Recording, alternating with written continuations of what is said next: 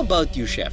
Ikaw naman kaya ang magpakitang gilas? Mga biyaheros! Nandito tayo ngayon sa Mayhay, Laguna dahil meron ako lulutuing sikat na dish dito na tinatawag na Yap Yap! Mamaya ako kayo bibigyan clue bakit siya tinawag na Yap Yap. Kaya tara, kailangan ko kasi kumuha ng mga ingredients dito bago natin lutuin yun. So tara, samahan niyo. Mamimitas muna si Chef ng isa sa mga pangunahing sangkap ng Yap Yap. Siyempre, di pwedeng walang hagdanan. Kaya, halika na.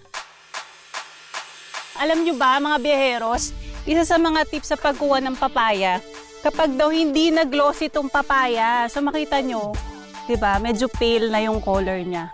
Hindi na siya makintab.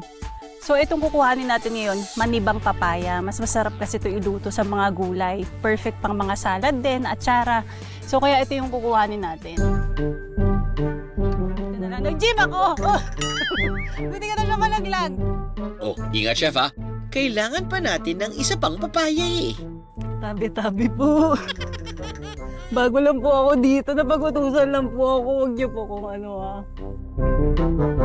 Chef, kailangan din natin ng atay ng manok para sa Yap Yap.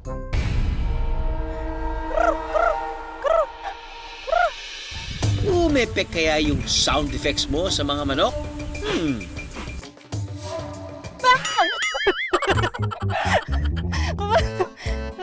Isa ba? Patintero pa more!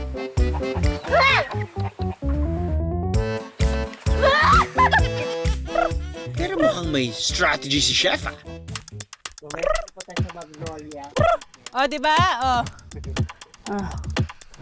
Yo. Kain. Kain.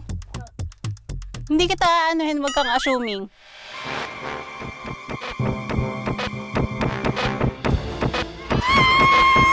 Guys, first time ko tayo pa-frame nyo, paki-screenshot. Good job, Chef Elite! Luto time na! Bakit nga ba siya tinawag na Yap Yap? So, ang main ingredient ng Yap Yap ay papaya. Dahil marami ditong papaya sa Mahayhay, sa farm nila sa Mahayhay, yun ang gagamitin natin. Ayun! Papaya kaya naging Yap Yap. Meron palang isang version ng kwento. Meron daw isang bata na mahilig sa atay ng baboy at manok. Eh wala daw pang sahog yung tatay. Kaya ang ginawa ng tatay, dahil may papaya sa bakuran nila, yun ang sinama. Una mo nang iigisa ang atay.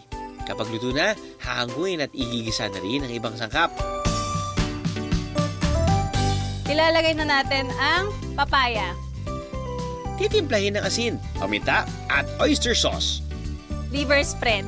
Mas masarap to. Magpapalapo to ng sabaw mamaya or ng sauce ng ating Yap Yap. At ihahalo na rin ang atay. Pwede rin yung lagyan ng kaffir lime leaves na pampabango, siling haba at spring onion. Ayan, malambot na. Sariwa ingredients para sa masarap na chibog. Check! I am the meeting is a biyahe. God! All you gotta do is just subscribe to the YouTube channel of GMA Public Affairs and you can just watch all the Behind the Drew episodes all day, forever in your life. Let's go! Yeehaw!